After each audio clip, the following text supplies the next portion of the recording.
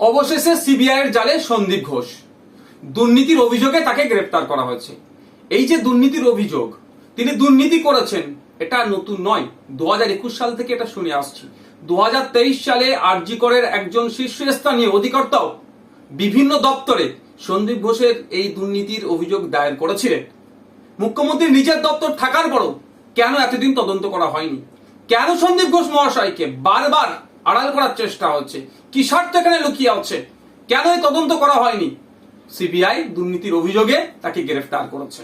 আমরা চাইবো সিবিআইয়ের কাছে শুধুমাত্র সন্দীপ ঘোষ নয়, এই আরজি কর কাণ্ডে যে দুর্নীতির সাথে যারা যুক্ত, যে সমস্ত রাঘব বোয়ালরা যাদের সাথে পরামর্শ আলোচনা করে এই ধরনের দুর্নীতি করেছে, প্রাতিষ্ঠানিক দুর্নীতি যারা করেছে, তাদের প্রত্যেককে এর মধ্যে যুক্ত করা এবং প্রত্যেককে গ্রেফতার করে কোর্টের কাছে তাদেরকে হাজির করুক, আশা করব।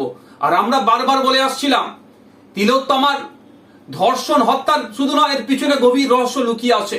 আমার তিলোত্তমা দিদি নিশ্চিতভাবে এই দুর্নীতিগ্রস্ত নেতাদের, দুর্নীতিগ্রস্ত মানুষদের কিছু রহস্য রাজ জানতে পেরে গিয়েছিল, সেই জন্যই তাকে ধর্ষণ করে নৃশংসভাবে হত্যা করা হয়েছে। আমরা আশা করব সিবিআই এর মাধ্যমে আমরা ন্যায় বিচার পাবো এবং যারা দুর্নীতি করেছে, দুর্নীতির সাথে যারা যুক্ত, প্রত্যেকে সর্বোচ্চ শাস্তি পাবে। আর একটা প্রশ্ন তুলি এখানে, সিবিআইয়ের কাছে জানতে চাইছি, বাংলার মানুষ জানতে চাইছে, এই ক্ষেত্রে এই ধর্ষণ এবং খুনের ক্ষেত্রে তিলোত্তমার সন্দীপ ঘোষের কি ভূমিকা ছিল?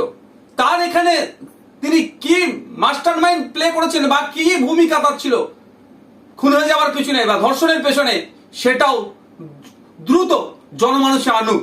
আগামী 5 তারিখে সুপ্রিম কোর্টে মামলা আছে, আমরা তাকিয়ে আছি সিবিআই এর পক্ষ থেকে সুপ্রিম কোর্টে কি সমস্ত ডেটা সেখানে সাবমিশন করে, তার উপর আমরা লক্ষ্য করছি। আমরা বাংলার মানুষ অধীর আগ্রহে অপেক্ষায় আছি। জাস্টিস ফর তিলোত্তমা কোনোভাবেই এই আরজি করের যে ঘটনা ঘটেছে মেনে নেওয়া যাচ্ছে না, মেনে নেওয়া যাবে না। আগামী দিনে এই ধরনের কোনো না ঘটনা ঘটে, তার জন্য রাজ্য প্রশাসন, সিবিআই এবং কেন্দ্র সরকারকে আরো সক্রিয় হতে হবে।